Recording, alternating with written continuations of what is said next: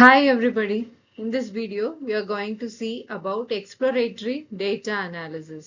நம்ம data science processல எத்தனை phases இருக்கு அப்படின்னு சொல்லி பார்த்தோம். அதுல first 3 phases, that is setting your goal, அதுக்கப்புறம் டேட்டாவை செலக்ட் பண்ண டேட்டாவை எப்படி கிளீன் பண்ணும், டிரான்ஸ்ஃபார்ம் பண்ணும், இன்டெகிரேட் பண்ணும், அதெல்லாம் பார்த்துட்டோம். இப்போ எல்லாத்தையும் நம்ம டிரான்ஸ்ஃபார்ம் பண்ணி நமக்கு தேவையான சூட்டபிள் ஃபார்மேட்ல வச்சாச்சு. இப்போ அந்த டேட்டால இருந்து நம்ம எப்படி இன்சைட்ஸ் டெவலப் பண்ண போறோம், நம்ம எப்படி அதை அனலைஸ் பண்ண போறோம் அப்படிங்கிறது தான் இந்த ஃபேஸ்ல நம்ம பார்க்குறோம். அனாலிசிஸ் அப்படின்னு சொன்னாலே அதை பத்தி நம்ம அனலைஸ் பண்ணி இன்னும் கொஞ்சம் அதிகமா தெரிஞ்சுக்க போறோம் அப்படின்னு அர்த்தம். That is taking a deep dive into the data that we have already prepared. So இப்போ ஒரு இன்ஃபர்மேஷன் ஒரு டெக்ஸ்ட் ஃபார்மேட்ல இருந்துச்சுன்னா அதை ஃபுல்லா படிச்சு நம்ம புரிஞ்சுக்கிறத விட ஒரு இமேஜ் ஃபார்மேட்ல இருக்கும்போது அதை பார்த்த உடனே நம்மளால டக்குன்னு புரிஞ்சுக்க முடியும்.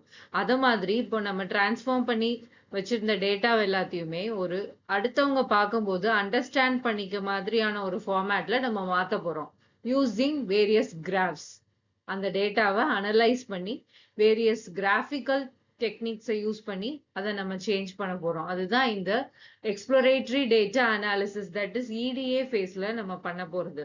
ஸோ என்னென்ன கிராஃப்ஸ்லாம் இருக்கு அப்படின்னா simple graphs, histogram, box plot, network graph, composite graph, animated graph, இப்படி வேரியஸ் கிராஃப்ஸ் எல்லாமே இருக்கு. நம்ம டேட்டா சயின்ஸ் ப்ராசஸ்ல உள்ள 4th phase டேட்டா எக்ஸ்ப்ளோரேஷன்ல இந்த கிராஃப்ஸை பத்தியும் அதுக்கு என்ன டெக்னிக்ஸ் யூஸ் பண்றோம் அப்படிங்கறத பத்தியும் தான் நம்ம பார்க்க போறோம்.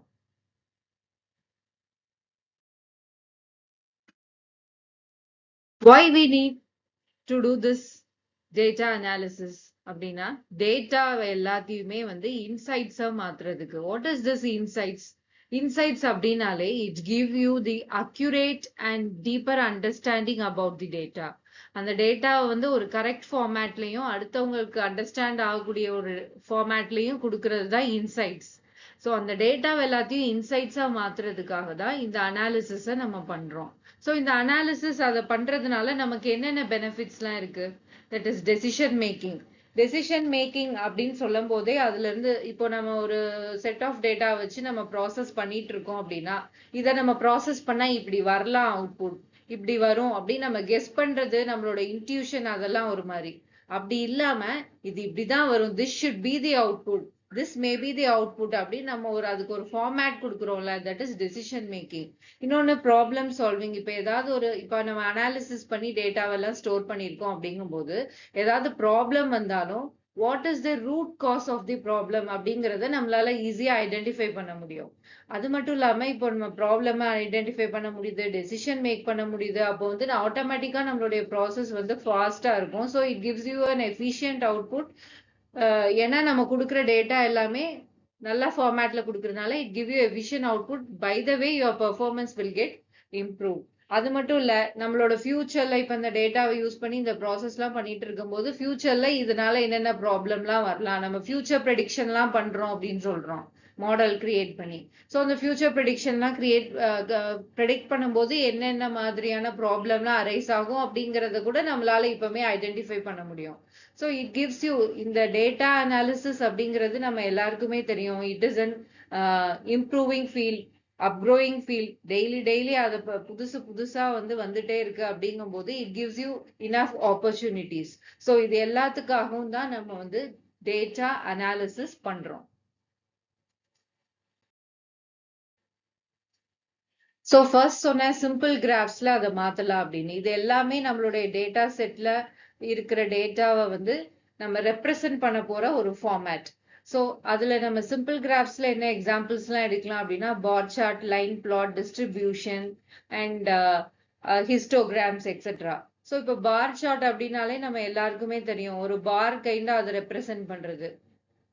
ரெக்டாங்குலர் பார்ஸ், அதுக்கு வந்து இவ்வளோ ஹைட் இருக்கும். நம்மளுடைய கேட்டகரி ஒவ்வொரு டேட்டாக்கும் தனித்தனியா ஒரு பார் போட்டு ரெப்ரசென்ட் பண்ணோம்னா அதுதான் வந்து பார் சார்ட். அடுத்து லைன் பிளாட் அப்படிங்கிறது வந்து என்னன்னா நம்மளுடைய டேட்டா பாயிண்ட்ஸ் எல்லாத்தையுமே வந்து ஒரு லைன் மூலமா கனெக்ட் பண்றோம்னா that is line plot. Distribution அப்படின்னாலே ஒரு ரேஞ்ச் ஆஃப் வேல்யூஸ்க்குள்ள நம்மளுடைய டேட்டா எப்படி டிஸ்ட்ரிபியூட் ஆயிருக்கு அப்படிங்கறத சொல்றது. இது வந்து ஒரு நார்மல் டிஸ்ட்ரிபியூஷன். இது வந்து ஒரு பெல் லைக் கர்வ் மாதிரி தான் இருக்கும். அப்படி டிஸ்ட்ரிபியூட் ஆயிருந்தாலே it is a normal distribution அர்த்தம்.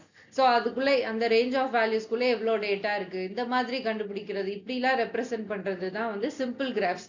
சின்ன சின்ன data set, small data sets, dealing with combining smaller data sets, அந்த மாதிரி இடத்துல எல்லாம் வந்து திஸ் கைண்ட் ஆஃப் சிம்பிளர் கிராஃப்ஸை வந்து நம்ம யூஸ் பண்ணிக்கலாம்.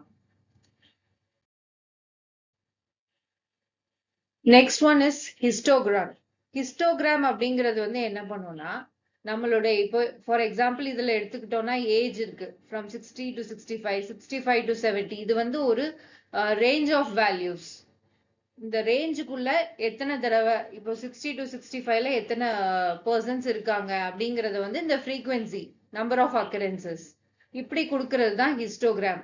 அப்போ இதுக்கு முன்னாடி பார்த்தா பார் சார்ட், லைன் பிளாட்லாம் எப்படின்னா ஒவ்வொரு கேட்டகரி தனித்தனியா வந்து அதை நம்ம ரெப்ரசென்ட் பண்ணோம். இது வந்து ஒரு குரூப் ஆஃப் வேல்யூஸ்க்கு நம்ம அதோட அக்கரன்சஸ் ரெப்ரசென்ட் பண்றோம். இந்த மாதிரி இடத்துல we can use histograms.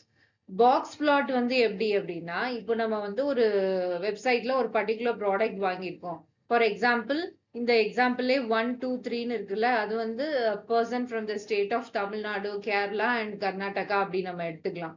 So ஒரு ப்ராடக்டை சேல் பண்ணியிருக்கோம் அப்படிங்கும் போது அதுல இந்த பர்டிகுலர் ஸ்டேட் தமிழ்நாடுல உள்ள பேர் வந்து எவ்வளவு பேருக்கு அது பிடிச்சிருக்கு, கேரளால உள்ளவங்க வந்து அதுக்கு எவ்வளவு ஸ்கோர் கொடுத்துருக்காங்க, கர்நாடகால உள்ளவங்க எவ்வளவு ஸ்கோர் கொடுத்துருக்காங்க, அந்த மாதிரி இடத்துல நம்ம கம்பேரிசன் பண்ணி பார்க்க போற இடத்துல எல்லாம் இந்த மாதிரி பாக்ஸ் பிளாட்ல நம்மளோட ரெப்ரசன்டேஷனை கொடுக்கலாம். அதுக்கு வந்து ஒரு மினிமம் வேல்யூ, ஒரு மேக்சிமம் வேல்யூ, ஒரு மீடியன் வேல்யூ இருக்கும். மீடியன்னா நம்ம எல்லாருக்குமே தெரியும், அதுல உள்ள எல்லா வேல்யூஸையும் நம்ம வந்து அசெண்டிங் ஆர்டர்ல அரேஞ்ச் பண்ணும்போது மிடில் வேல்யூ தான் மீடியன் வேல்யூ. ஸோ அந்த இப்படி வந்து ரெப்ரசென்ட் பண்றது it is a box plot. So ஒரு கம்பேரிசன் இடத்துல வந்து நம்ம பாக்ஸ் பிளாட் ரெப்ரசன்டேஷனை நம்ம கொடுத்துக்கலாம்.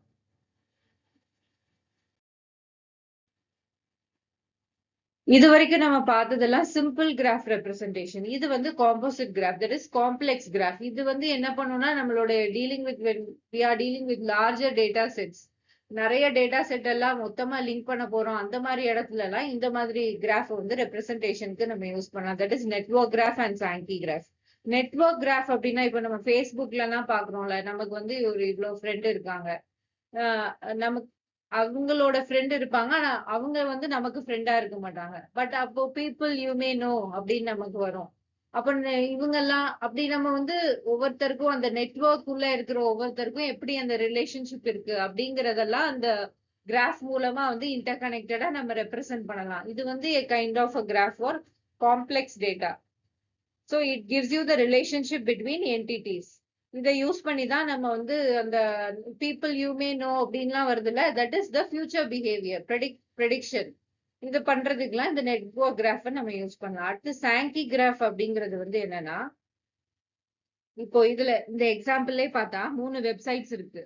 அந்த வெப்சைட்ல நம்ம என்னென்னலாம் ப்ரௌஸ் பண்ணியிருக்கோம், நம்மளோட ரெஃபரல் எத்தனை இருக்கு, ஆர்கானிக் சர்ச் எத்தனை இருக்கு, சோஷியல் மீடியா எத்தனை ஆக்சஸ் பண்ணியிருக்கோம், இமெயில் எப்படி ஆக்சஸ் பண்ணியிருக்கோம். ஸோ இப்படி கொடுக்கறது தான் இது சாங்கி கிராஃப். இது வந்து என்ன பண்ணும் அப்படின்னா ஃப்ளோ ஆஃப் த டேட்டா. இப்போ நம்மளோட எவ்வளோ குவான்டிட்டி, எவ்வளோ பேர் யூஸ் பண்ணியிருக்காங்க, எவ்வளோ பெர்சன்டேஜ் ஆஃப் பீப்புள் வந்து அதை யூஸ் பண்ணியிருக்காங்க அப்படிங்கிறத வந்து அதோட வித்தை வச்சு நம்ம சொல்லணும். ஸோ இந்த மாதிரி அவங்களுடைய பார்ட்டிசிபேஷன் எவ்வளோ அப்படிங்கறதெல்லாம் நம்ம அனலைஸ் பண்ணும்போது இந்த மாதிரி கைண்ட் ஆஃப் கிராஃப்ல நம்ம ரெப்ரசன்டேஷன் கொடுக்கலாம். Next one is Pareto chart. இதுவும் ஒரு காம்ப்ளெக்ஸ் சார்ட் தான். இது வந்து என்ன அப்படின்னா, இதுல வந்து ஒரு பார் சார்ட்டும் இருக்கு, ஒரு லைனும் இருக்கு. ஸோ இது ரெண்டையுமே சேர்த்து நம்ம கொடுக்குறோம். நம்ம டிசெண்டிங் ஆர்டர்ல இப்ப நம்ம ஃபார் எக்ஸாம்பிள் ஒரு எக்ஸ்பென்சிவ் ப்ராடக்ட்டை வந்து நம்ம செல் பண்ண போறோம் அப்படிங்கும்போது யாரு வந்து இந்த எக்ஸ்பென்சிவ் ப்ராடக்ட்டை வாங்குவா, நம்ம அது எக்ஸ்பென்சிவ்னு சொல்லிட்டோம், அப்போ எல்லாருனாலையும் அதை வாங்க முடியாது. ஸோ ஒரு செலக்டிவ் கண்ட்ரி யார் யாரெல்லாம் வாங்கியிருக்கா அப்படிங்கறதெல்லாம் நம்ம பார்ல ரெப்ரசென்ட் பண்றோம். அப்படிங்கும்போது அதை டிசெண்டிங் ஆர்டர்ல அரேஞ்ச் பண்ண உடனே ஃபர்ஸ்ட் ஹாஃப் வந்து எடுத்து பார்த்தோம்னா அதோட கியூமுலேட்டிவ் ஸ்கோர் எடுத்து பார்க்கும்போது it is more then half, nearly அந்த 80%, 70% கிட்ட வருது. அப்படி வரும்போது இவங்க எல்லாருமே ஃபர்ஸ்ட் 12 கண்ட்ரீஸ்ல உள்ள பீப்புள் எல்லாம் அந்த ப்ராடக்ட வாங்குவாங்க, அப்ப அடுத்த 12 கண்ட்ரில உள்ளவங்க எல்லாம் வாங்க மாட்டாங்க அப்படிங்கறத இந்த ரெப்ரசன்டேஷனை வச்சே நம்ம ஒரு கன்க்ளூஷனுக்கு வந்துடலாம். ஸோ இந்த மார்க்கெட்டிங்க்கு தேவையான டேட்டாவெல்லாம் அனலைஸ் பண்ணும்போது அந்த மாதிரி இடத்துல நம்ம ரெப்ரசென்ட் பண்றதுக்கு இந்த பாரிட்டோ சார்ட்டை நம்ம யூஸ் பண்ணலாம். நெக்ஸ்ட் ஒன், இது வந்து ஒரு technique, that is brushing and linking. இதுல வந்து என்ன பண்ண போறோம் அப்படின்னா, லிங்க் பண்றோம் நிறைய டேட்டா செட்டையோ, நிறைய டேபிளையோ, நிறைய சார்ட்டையோ, இந்த மாதிரி எல்லாத்தையுமே, நிறைய கிராஃபையோ, இந்த மாதிரி நம்ம லிங்க் பண்றோம் அப்படின்னா, இப்போ நான் ஒரு கஸ்டமர் இருக்காங்க, அந்த கஸ்டமரோட பர்சனல் டீடைல்லாம் ஒரு டேபிள்ல ஒரு சார்ட்ல வச்சிருக்கேன்.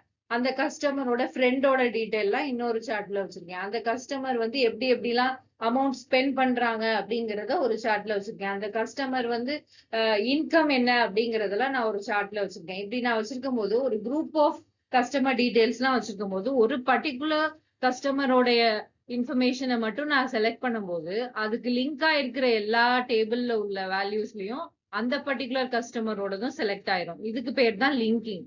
சோ இப்போ நான் இதுல ஃபர்ஸ்ட் ஒன்ல நான் சேஞ்ச் பண்ணேன்னா ஆட்டோமேட்டிக்கா அந்த செகண்ட் ஒன்லயும் தேர்ட் ஒன்லயும் ஆட்டோமேட்டிக்கா அந்த சேஞ்சஸ் வந்து இம்ப்ளிமெண்ட் ஆயிடும். இதுதான் வந்து லிங்கிங். லிங்கிங் பண்றதுனால நமக்கு கிடைக்கிற பெனிஃபிட். ஸோ பிரஷிங்னா என்னன்னா, it highlights the data. Linking வந்து என்னன்னா, if you change the data in one table or a graph, it will automatically change the data in the other graph. That is the linked graph அப்படின்னு நம்ம சொல்லலாம். இப்போ அந்த ஒரு customer detail பத்தி நம்ம மல்டிபிள் டேட்டா செட்ல இருந்து எடுத்து ஆக்சஸ் பண்ணணும்னு நினைக்கும் போது இந்த மாதிரியான டெக்னிக்ஸ் வந்து it will be helpful.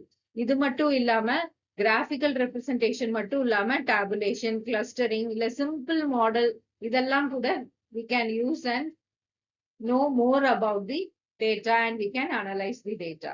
Thank you.